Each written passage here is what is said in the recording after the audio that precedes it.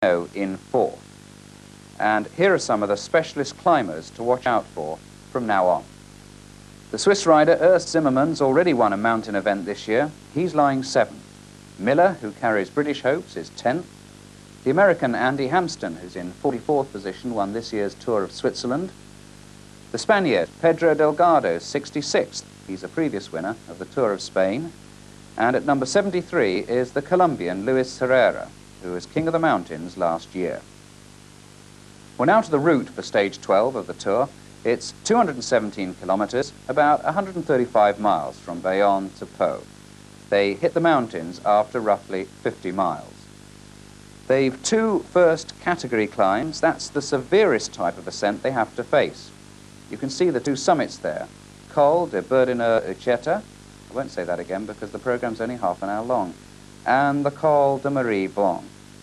Right, let's cross now to the French-Spanish border and join our commentators Paul Sherwin and Phil Liggett. And so the Tour de France is in the mountains for the first time, and my goodness me, what a day already it has been. This Tour de France about to turn itself inside out. Men like Laurent Fignon, the winner in 1983 and 84, believed to be over 7 minutes behind as the main riders now begin the climb of the Col de Marie Blanc.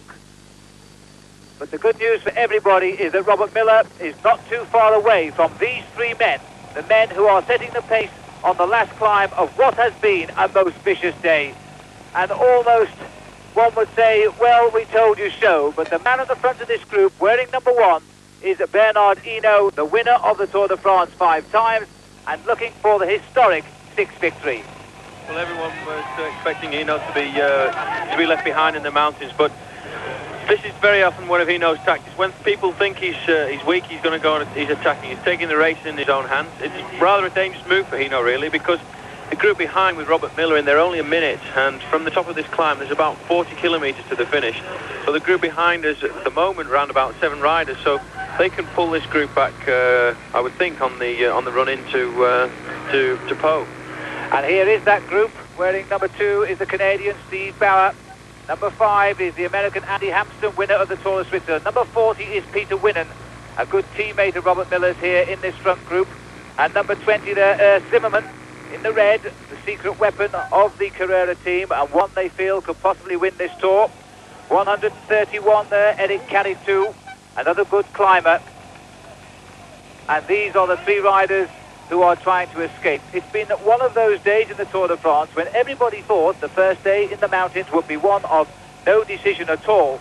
Once again, Bernard Hinault has dealt a severe blow. There he is, nobody assisting him. His pace up the climb here is quite devastating. The rhythm there ticking over nicely. And so the Badger has come out of his corner once again to take on all the riders in the Tour de France. And the group, they're all trying to flee. The gap, in fact, is only a matter of a minute or so. And if I could just take you to the pattern of the day's racing, because it is most certainly an interesting one. The day started with the 10 miles climb of the Col de Virgin Cudejeta, and that really is a mouthful. I think Nico has avoided trying to say that today. Thank you, Nick. And the first man up there was Rowan Pensek of the Peugeot team, and Alexei Greywall, the Olympic champion, was in 2nd place.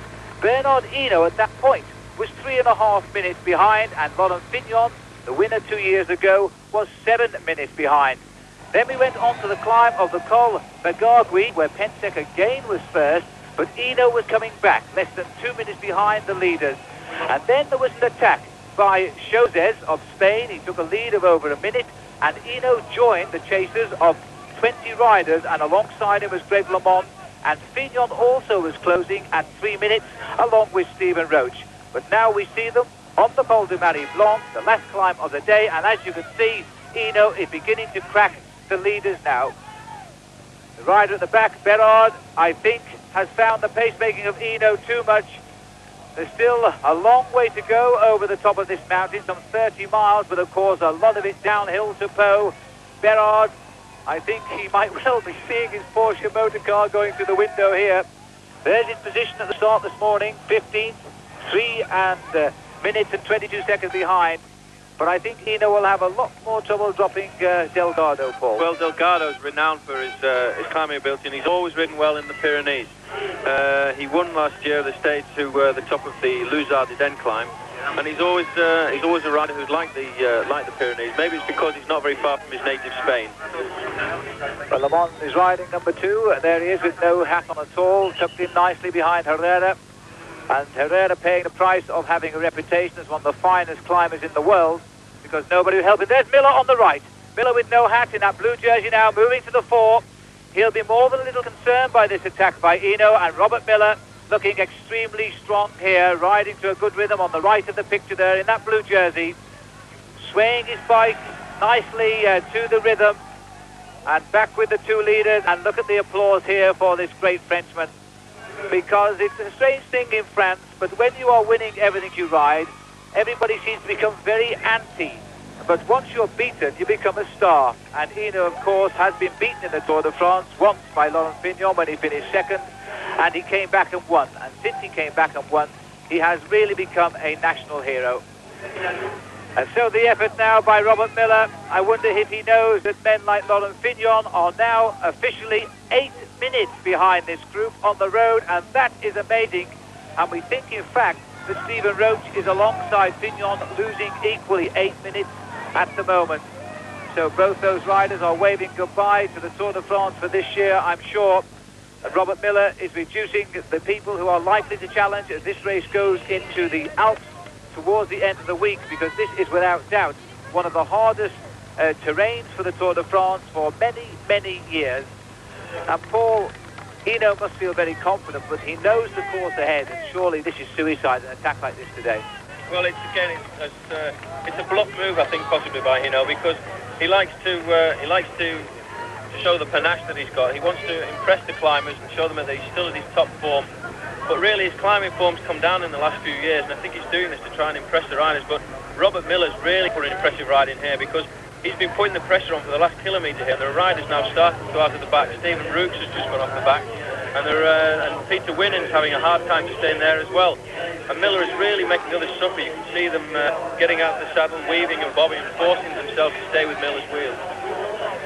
Well, we're getting news also. In fact, we can actually hear now the voice coming in directly from the race director's car, Felix Levitan, in my earphones, and he said to me that Winnen is also now in difficulty and being detached from that group. So the pace of Robert Miller is destroying the chasing group completely.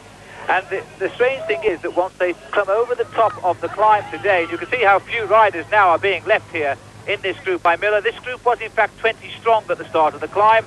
There's a handful left, and we'll probably be able to identify them all shortly. Certainly Le Monde is here. Yvon Madio I can see in the French Champions jersey on the left of Miller's shoulder there. Andy Hampson is also here, the American rider. Indication of how this year's Tour de France is changing. The English-speaking riders now coming to the fore as the finest riders in the world. Something that we've been promised now for 5 or 6 years. And I wonder if we'll see an English-speaking rider taking the final yellow jersey in Paris, because that's the way it's appearing at the moment. The only man standing in the way, of course, is the rider wearing number 1, Bernard Hinault, and rider 51, Pedro Delgado, making the most of this fine attack by Bernard Hinault. An idea how these riders struggle at the climb is the fact that the rider, a chap on the right there, is running alongside the 2 riders, and so they're climbing at around 8 or 9 miles an hour, that's all.